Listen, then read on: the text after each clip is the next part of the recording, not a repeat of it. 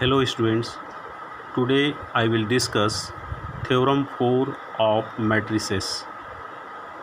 Theorem 4 is, if A and B are inversible matrices of the same order, then AB inverse is equal to B inverse into A inverse.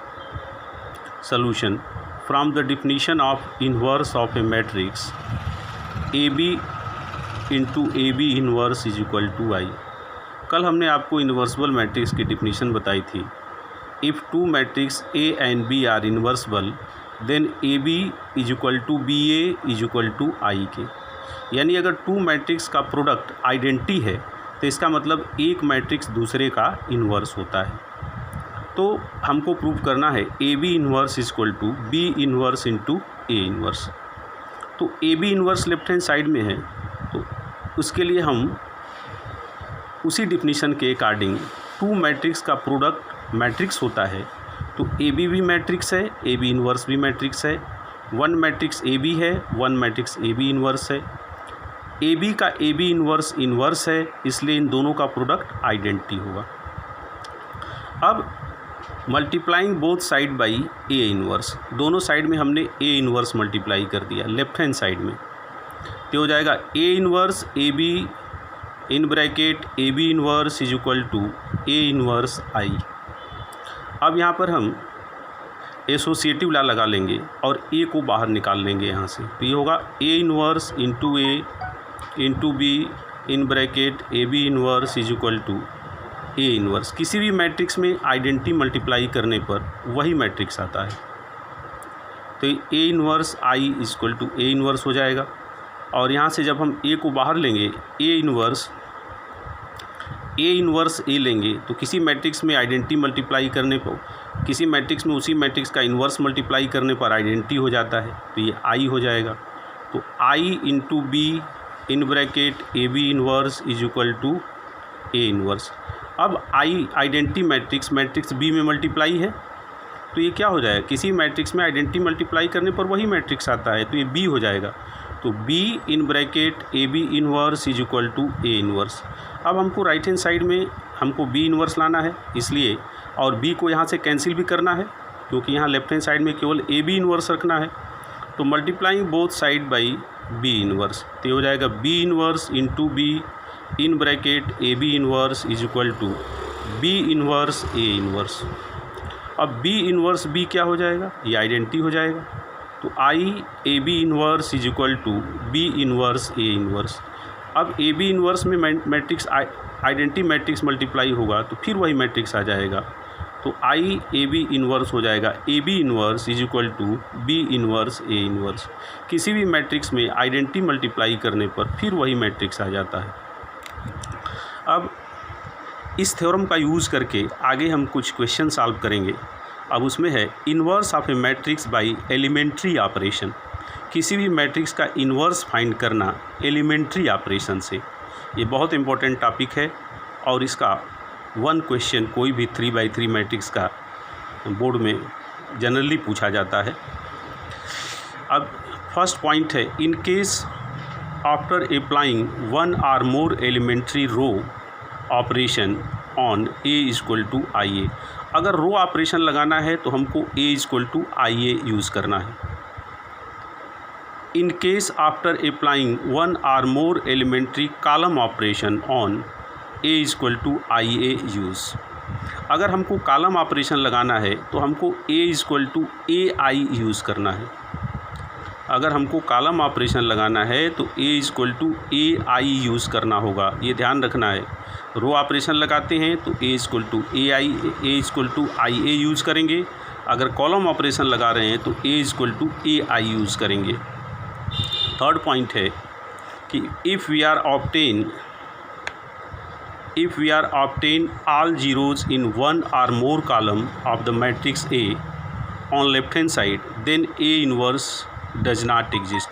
किसी row या किसी column के सभी element अगर row operation या column operation लगाते समय zero हो जाते हैं तो इसका मतलब है कि ए इन्वर्स एग्जिस्ट नहीं करेगा। ओके, अब इसका यूज़ करके हम एक्सरसाइज 3.4 का क्वेश्चन नंबर 4 सॉल्व करते हैं। इसमें 2/2 के सभी मैट्रिक्स का इन्वर्स फाइंड करने के लिए एक ही मेथड लगेगा। जैसे रो ऑपरेशन लगाएंगे और कॉलम ऑपरेशन का भी बता रहे हैं। अभी आपको हम कॉलम ऑपरेशन का यूज़ करके इस मैट्रिक्स का इन्वर्स फाइंड करना बता रहे हैं। ध्यान से समझना है इसको। Use elementary transformation find inverse of the matrix if it exist. कब एग्जिस्ट करेगा ज़रा इसको भी समझ लीजिए। ये मैट्रिक्स है, जब principal diagonal minus other diagonal का डिफरेंस 0 नहीं होगा तब ए इन्वर्स एग्जिस्ट करेगा। तो 14 माइनस 15, ये -1 है, 0 नहीं हो रहा है, -1 आ रहा है, इसका मतलब है कि ए इन्वर्स एग्जिस्ट करेगा। अगर principal diagonal minus other diagonal का मल्टीप्लिकेशन 0 हो जाएगा तो ए इन्वर्स एग्जिस्ट नहीं करेगा। ये आपको समझने के लिए हम बता रहे हैं। अब देखिए इस मैट्रिक्स का इन्वर्स फाइंड करना है तो let A equal to matrix 2 3 5 7 using column operation. क्योंकि हमको देखो कॉलम ऑपरेशन लगाते समय यहाँ सबसे पहले 1 बनाना है। तो 1 बनाना कब आसान होगा?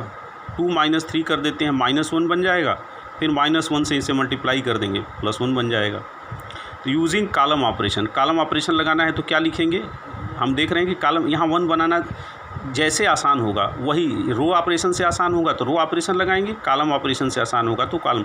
हम देख रहे हैं कि 2 - 3 करेंगे तो यहाँ -1 बन जाएगा। यानी फर्स्ट कॉलम को C1 कहते हैं, सेकेंड कॉलम को C2 कहते हैं, फर्स्ट रो को R1 कहेंगे, सेकेंड रो को R2 कहेंगे। तो हम देख रहे हैं कि कॉलम ऑपरेशन C1 - C2 करेंगे तो -1 होगा, फिर इस कॉलम को -1 से मल्टीप्लाई कर देंगे तो +1 हो जाएगा। यानी A11 को 1 बनाना जिस मेथड से आसान होगा वही ऑपरेशन लगाएंगे।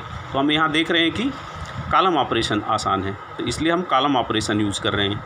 तो A = AI, तो यहाँ A लिख देंगे। A है 2 3 5 7 A।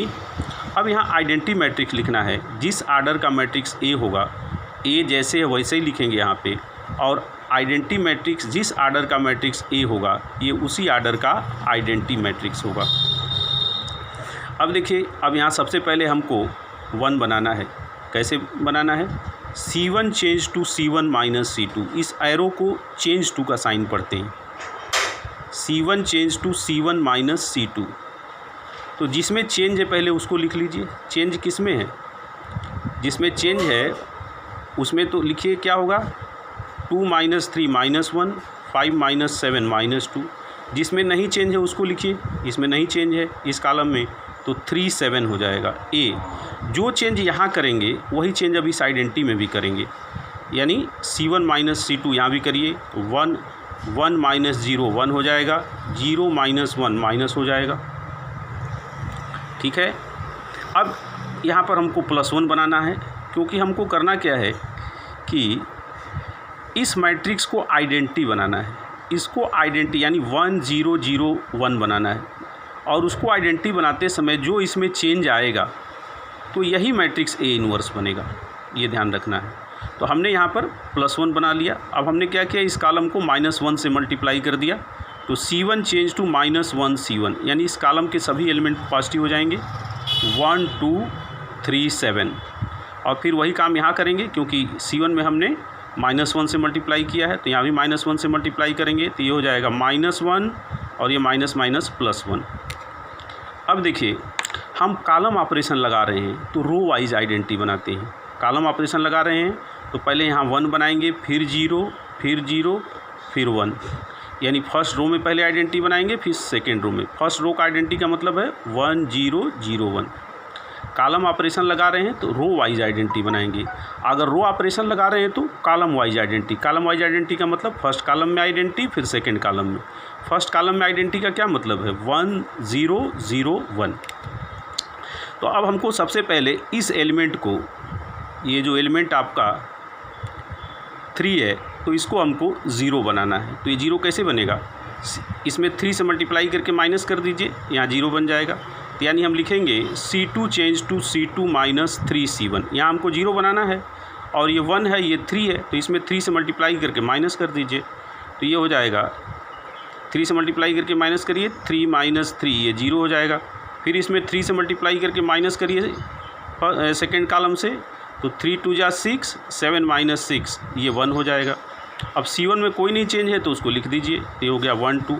फिर यही चेंज यहाँ करेंगे इस वाले मैट्रिक्स में, तो यहाँ हमको क्या करना है, C2 माइनस 3C1। अब C2 माइनस 3C1 करना है, तो C2 माइनस 3C1, तो 0 माइनस 1 इंटू 3, तो माइनस माइनस 3 हो जाएगा, प्लस 3 हो जाएगा। ये C2 माइनस 3C1, ये C2 है, ये C1 है, तो इसमें 3 से मल्टीप्लाई करके इससे माइनस करो 0 से, तो 0 माइनस ब्रैकेट में माइनस 1 इंटू 3, तो ये प्लस 3 हो जाएगा। फिर इसमें 3 से मल्टीप्लाई करके इससे माइनस करिए, तो ये हो जाएगा 1 माइनस 3, तो ये माइनस 2 हो जाएगा।